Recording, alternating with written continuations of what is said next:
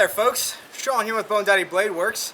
So the other day we did a post that got a lot of attention. I shared with you guys a lot of the earlier designs that I had built with my buddy Dylan Farnham of Sage Blades. And those were some of the early designs that ultimately led to what you see here, the Axxis Hand Axe. Got a lot of attention on those and a lot of interest, so I wanted to share some of those designs and actually show you what they look like so you can get a sense of them and their scale relative to the Axxis. First one up, a lot of people really liked this guy. This actually was the very first one I ever made that ultimately led to the discovery of the Axxis. And what I was trying to do here was figure out how to do a sort of a pistol style grip with a straight inline blade. And so as you can see, the way I'm holding it, when it's in hand, it's angled such that it's not quite 90 degrees to the blade, but getting there. And that ultimately led to that same type of grip that you see on the Axxis, where you have that aggressively sloped pommel back here. Now as you can see, the early design here didn't have that forward-facing trigger, but you can begin to see that channeled area that I was thinking about where, you know, this is where a stick is going to go, but at the time I hadn't figured out all the different geometries to ultimately make it fit well. So this first one here, as you can see, I had the idea for the finger holes and a lot of alternate grips.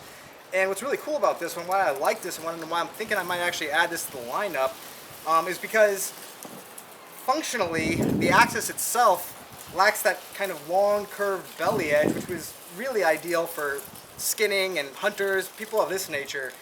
And I also really like the fact that not only can you choke up on the blade all the way almost to the tip to get really fine-tuned work done, but you can also grab in that sharpening choil right there and have even more control of the blade. So really excited about this one, Hunter Skinner style. Probably still needs a little bit of work to make it compatible with the other Axxis style blades, but already I can see a lot of potential for this guy.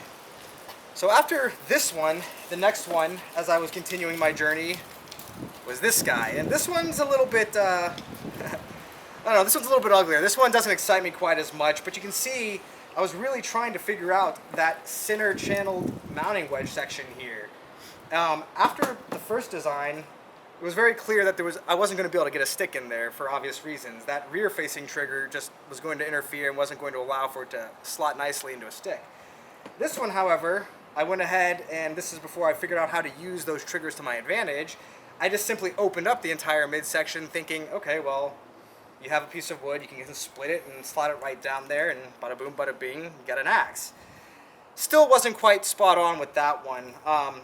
As you can see, I didn't actually reduce the thickness of the material through the center, so it actually maintained a full 3/8 inch thick steel throughout this entire midsection.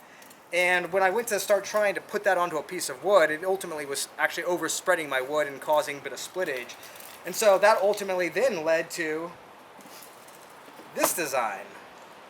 And it was on this one where I began to start realizing how I could use some of the design elements from both that first one I showed you, the Hunter Skinner, and then this one as well, in order to create this open space here. And of course, after I discovered that that was going to be too thick, that really helped me to understand what I was going to need to do in this middle section in order to make it compatible with any haft and how to reduce it so that I could still maintain strength along the spine but have that section right there much, much thinner so that it could actually aid in splitting the haft as well. So this one you can actually see is surprisingly close to the Axxis right there. This one was made out of a 1/4 inch steel. I was trying to see if it would work if it was a little bit lighter, and ultimately what I discovered is that it just isn't enough mass for it to really do the functions of hand axing or chopping as well as 3/8 does. But I was really close on this design, and it is also kind of interesting. It offers a little bit of a different grip than the Axxis does because I left that thumb groove up there on the top, so you can see it fits in there nicely. Maybe not quite as sexy as the Axxis, but definitely getting close.